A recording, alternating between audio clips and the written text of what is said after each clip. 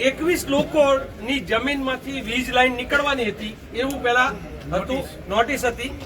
કોના બાપની ધોરાજી જેવું નથી કહેતા કે આ બધું 20 જણાને નોટિસ મળે છે. ટોટલ 21 જણા હતા, એમાંથી 20 ને નોટિસ ઓર્ડર થાય છે કે તમારી જમીનમાં થાંભલા અને લાઈન નીકળશે, કોઈનું સાંભળતા નથી. અને આ એમએલએ ની જમીનમાં સાઈડમાં કરી દીધી. ગુજરાતમાં ખેડૂતો છેલ્લા ઘણા સમયથી વીજ પોલની સમસ્યાને લઈને વિરોધ કરી રહ્યા છે. કંટાળીને તેમણે મોરબીમાં વિરોધ પ્રદર્શન પણ કર્યું અને એક રેલી યોજીને કલેક્ટર સુધી પોતાની માંગણી પણ પહોંચાડી. પરંતુ સામાન્ય ખેડૂતોનું કોણ માને? એ તો ધારાસભ્યોની જમીન જતી હોય ને એમના ખેતરમાં વીજ પોલ લાગતા હોય તો રાતોરાત જમીન એને થાય અને તેમની જમીનમાંથી વીજ પોલ પણ હટી જાય. નમસ્કાર, તમે જોઈ રહ્યા છો ચક્રવાત ન્યૂઝ. હું આપની સાથે હેમલ.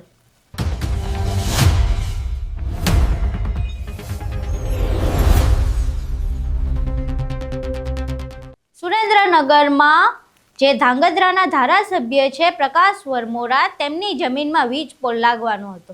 સમગ્ર ઘટના કંઈક એવી હતી કે 21 ખેડૂતોની જમીન પર વીજ પોલ નાખવાનું નોટિફિકેશન આવ્યું હતું.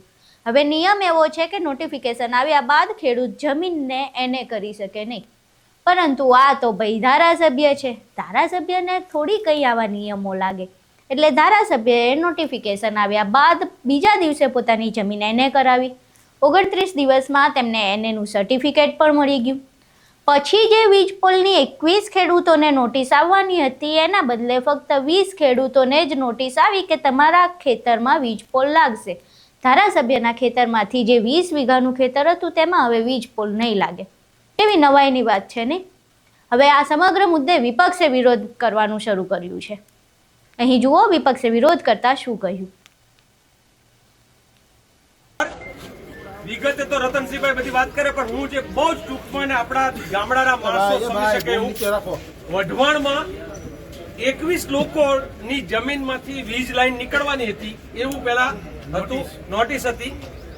31/1/2025 ના રોજ નોટિફિકેશન આવેલું.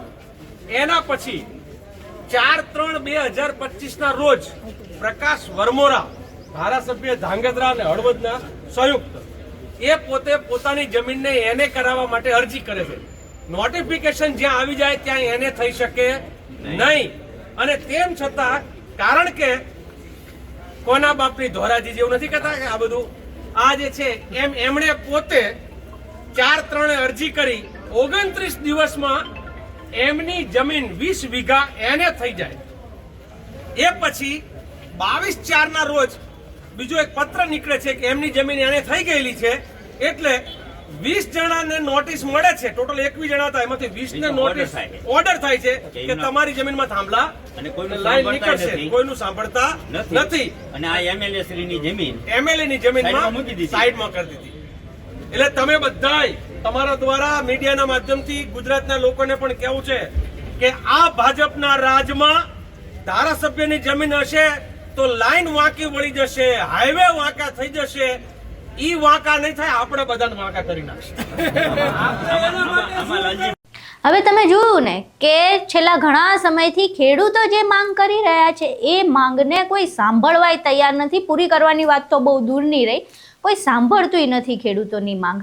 ખેડૂતો જે માંગ કરી રહ્યા છે એ જ વસ્તુ જો ધારાસભ્ય સાથે થાય તો ધારાસભ્યના ખેતરમાં વીજ પોલ ના લાગે અને રાતોરાત એમનું જે નોટિફિકેશન એ નોટિસ હતી એ કેન્સલ થઈ જાય. પરંતુ ખેડૂતોનું કોઈ સાંભળવા તૈયાર નથી. ખેડૂતો કીધુંના કહીને થાક્યા કે અમારી જમીનમાં, ખેતીલાયક જમીનમાં વીજ પોલ ના નાખશો.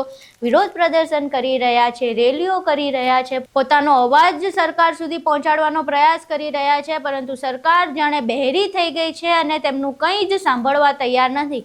પરંતુ જો આ જ વસ્તુ કોઈ ધારાસભ્ય સાથે થાય તો તેમની જમીનમાં વીજ પોલ ન લાગે.